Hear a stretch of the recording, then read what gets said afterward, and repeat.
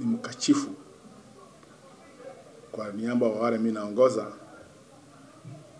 Gavana wa Nyeri Mheshimiwa Mutahi Kahiga kwa yale matamshi aliyatoa kutuhusu sisi kama jamii, kwa sababu sisi mila zetu hatufurahishwi na kifo cha yoyote, kwa sababu mwana zake anaashiriwa aende zake na sisi tunabaki.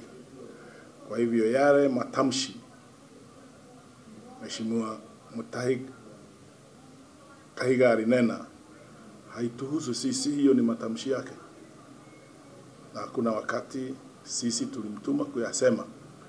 Lakini kama mjuavyo, Mheshimiwa Mutahi Kahiga siku za hivi karibuni amekuwa rafiki wa karibu sana kwa serikali ya Kenya Kwanza.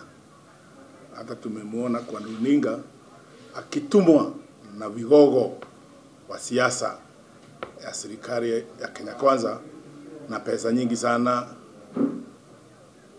kwa harambee zao.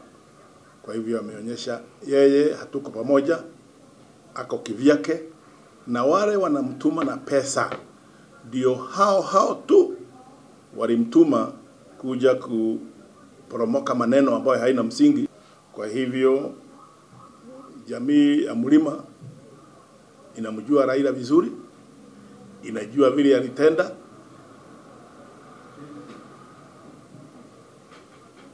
inajua vile amejitolea, na hakuna mtu wa Mlima anaweza furahia kwa kifo chake.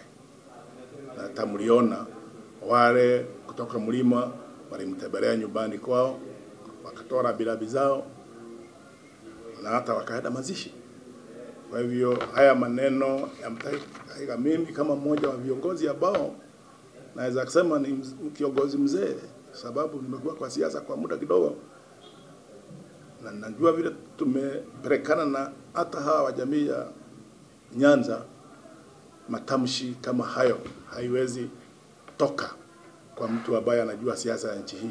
Hata hiyo matamshi ya gavana wa Kisumu, pengine Homa Bay, pengine ameyataja kwa kuwa amekasirika, lakini ningemuuliza Mheshimiwa Wanga hata yeye asikasirike, kwa sababu Mutahi Kahiga na Gachagua ni watu wawili tofauti.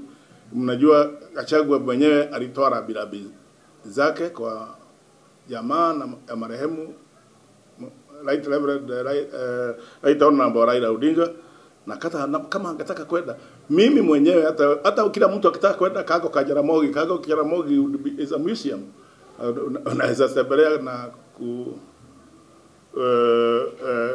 kujua yale alitereka. Kwa hivyo hata Wanga ningemuuliza aache kukasirika, goja Kahiga adhibiwe, kwa sababu nafikiria hata jamii ya Wakikuyu wazee very soon atatoa taarifa kumkashifu huyu Gavana Kahiga.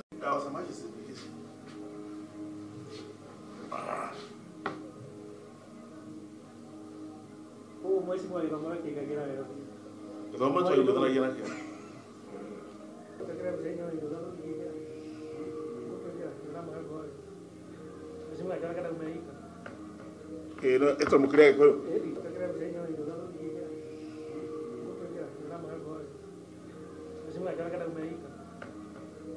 esto me cree que